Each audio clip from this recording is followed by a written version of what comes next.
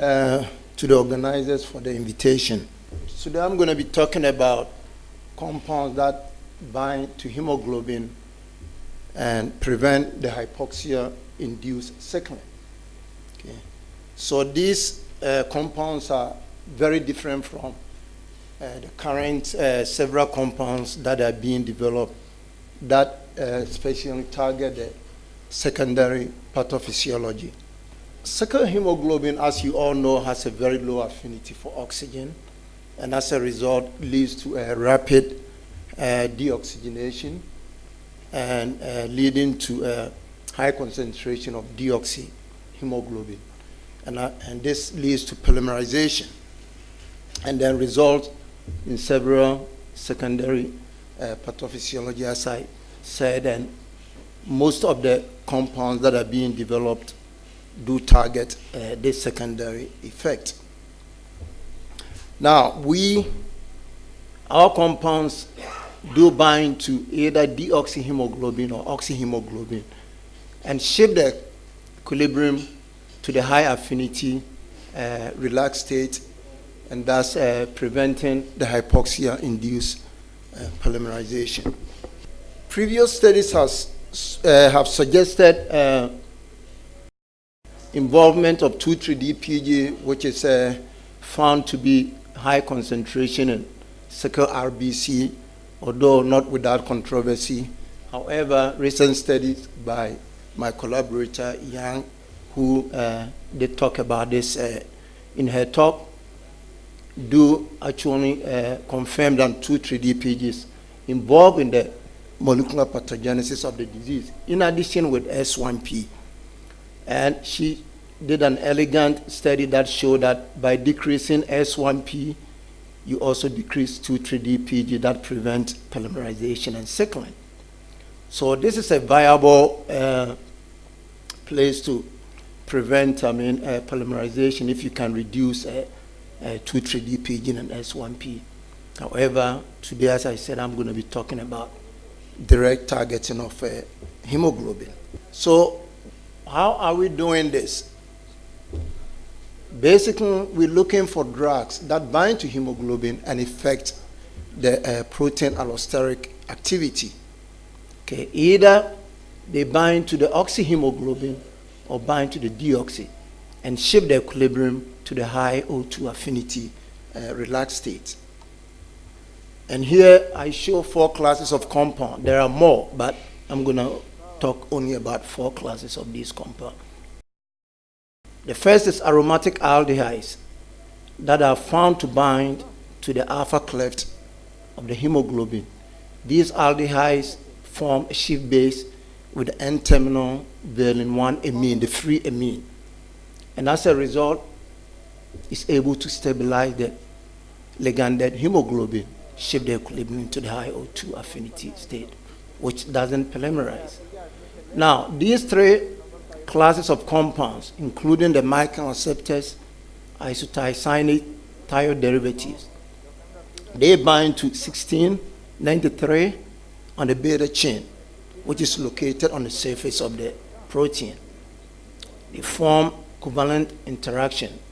And what they do is they prevent binding of these compounds, prevent a critical salt bridge interaction between aspartate 94 and histidine 146, which is very critical for stabilizing the T state. So interaction of these compounds to 93 breaks that critical bond and shift the equilibrium to the high O2 affinity R state.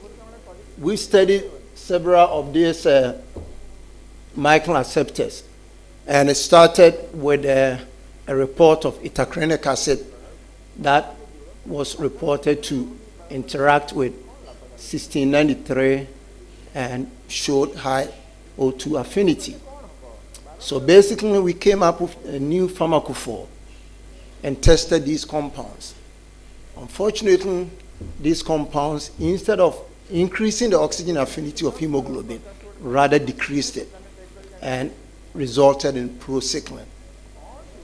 We did the X-ray structure, and what we found was, instead of these compounds binding to 1693 they bound to the central water cavity of hemoglobin.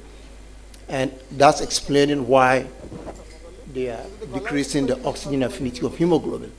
Now, the first batch of compound, they have carboxylate at this position. And this carboxylate was driving these compounds into the central water cavity. So we cleaved off, came up with different compounds, second generation compound, took off the carboxylate. And lo and behold, this compound started binding to the 1693. Although we still have some binding in the central water cavity, and then this compound started increasing the oxygen affinity of hemoglobin and becoming anti-cycling. We are still working on this compound to have 100% highly specific binding to the 1693 without binding to the central water cavity. Now, the second class of compounds, the thiols, this is being studied by Warren Safo, who is also our collaborator. He's at MGH, Massachusetts General Hospital. He's come up with several of these compounds, and these compounds form disulfide bond with the 1693, and we've done the crystal structure. Once they form the covalent interaction, they prevent the interaction between, salt-bridge interaction between aspartate 94 and histidine 146, which is critical for stabilizing the T state, and thus able to shift the equilibrium to the high O2 R state. These compounds are highly potent anti-cycling, and at present they are being studied in mice models.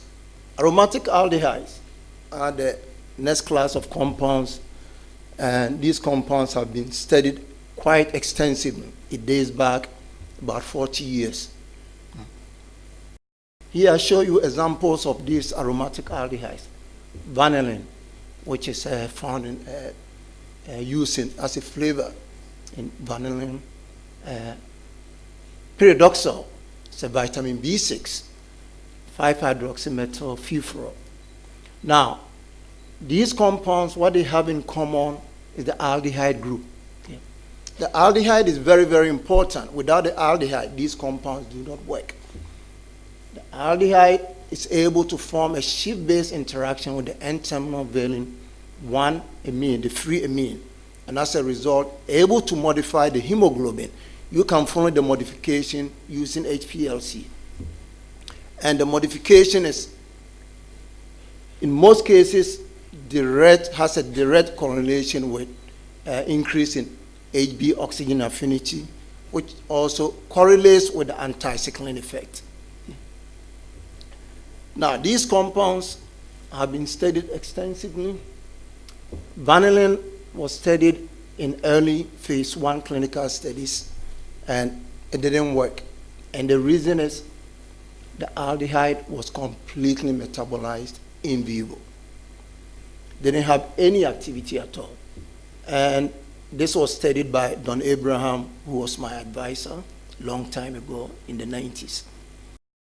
Valerisol and tucurosol were studied by a group in Great Britain. And this compound, also like vanillin, was non-bioavailable.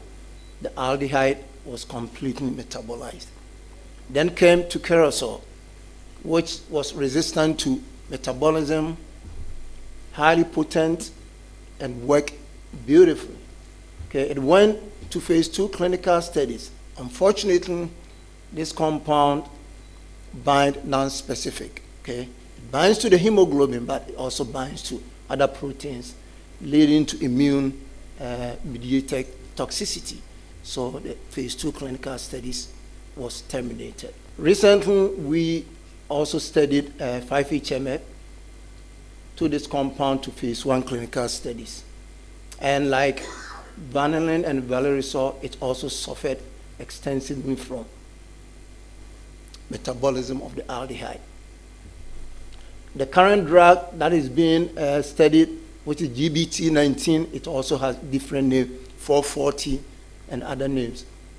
This compound seemed to have been able to overcome some of the problems I've just talked about.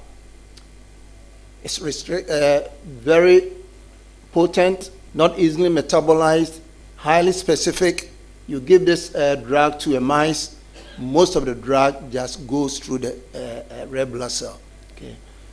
And this compound, as I said, is in phase 2 clinical studies, and at the moment is doing very well. Now, when these compounds were discovered in the late 70s, it was proposed that their mechanism of action was binding to the classical R state hemoglobin. But then people tried to solve the structure and they could never find the binding.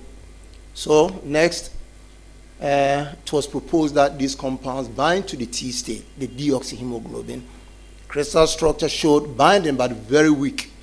That didn't explain their functional activity. So until later, when our group showed that instead these compounds rather bind to one of the R state species. Right now we know that hemoglobin does not only exist in the T, classical T and R state. It has an ensemble of relaxed states, okay, several of them. And these aldehydes, they bind to the R2 state. Okay? They do not bind to the R. They bind very weakly to the T state. Okay? And the thiols and the isothiocyanate and the micron addition compound, they bind to the R and the R3 to effect their allosteric activity. So basically, for aldehydes, okay, it's been studied for 40 years, and it's been very difficult to bring a drug into the market, even though they show very potential. And as I said already, some of these compounds have extensive metabolism. Okay, they work in vitro nicely. You put them in mice, they don't work because of extensive metabolism, both outside the RBC and inside the RBC. Another problem is they form a shift base, and if they K-on, the rate of association is very slow. By the time it binds to the hemoglobin, everything has been destroyed. And if you have a very fast off rate, you get the same problem. So we've had compounds, okay, that even though bind to the hemoglobin because of slow K on or fast K off, they don't work. Okay. So based on these problems, we have started a very rational development of these compounds to overcome some of these problems. Basically, we are modify some of the compounds that I showed, vanillin, 5-HMF, and pyridoxal, in order to increase HB affinity, that is, increase the O2 affinity. In addition, we also want to direct inhibit the polymer contact. Okay? So we're thinking about dual effect, increase the oxygen affinity, and also the same compounds able to prevent polymer stabilization. We also want to modulate these have compounds that can manipulate the K-on and the K-off rate. Also, we want compound that has reduced metabolism. So we start with these compounds, vanillin, pyridoxal, 5-HMF. We know how these compounds bind. Here I show you the crystal structure of vanillin. Okay? Pyridoxal, 5-HMF bind very similar. So we decided, based on the binding and the geometry of the cavity, we came up with several modifications. And one of the modifications that we were very much interested of is to modify the compound such that they make interaction with the F helix. The F helix is known to be important in polymer stabilization. So the idea is, if these compounds bind to the F helix, they may perturb the polymer and then reduce the stability of the polymer. So we've come up with several compounds. Some of them I show here. vanillin derivative. We are now on our 4th generation of vanillin derivatives. 5-HMF derivative, we are on our 2nd generation, and we started the pyridoxal derivatives. So this is vanillin structure, and this is our 1st generation compound, and it shows how this compound binds and is moving towards the F helix. This compound makes additional interaction with the hemoglobin, and at the same time also make interaction with the F helix. This is our 2nd generation compound.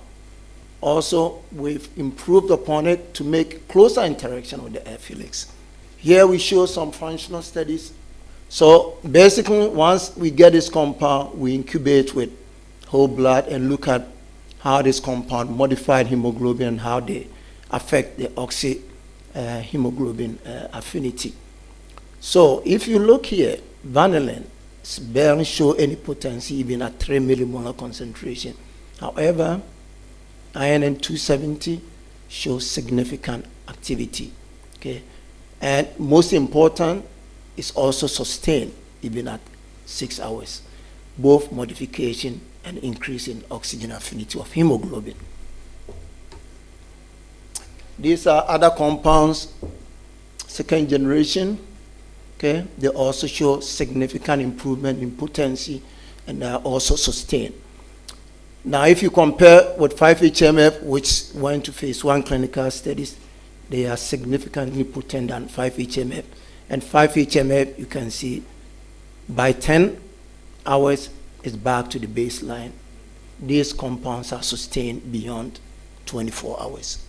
So we've done in vitro anticycline studies with several of these compounds, and here see vanillin compare with our 1st generation compound, 2nd generation, and 3rd generation compound at 2 millimolar. So we've improved on the potency, and quite recently, for the past 6 months, we came up with additional 3rd generation compound, and they even show even better activity.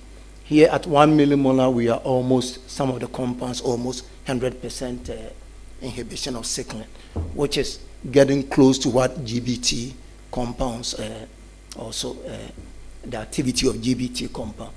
But most important, which is very important, is whether these compounds resist metabolism. And yes, indeed, several of these compounds do resist metabolism. Okay. We've done some PK studies with mice, and you can follow the blood, the compound concentration in blood and the plasma.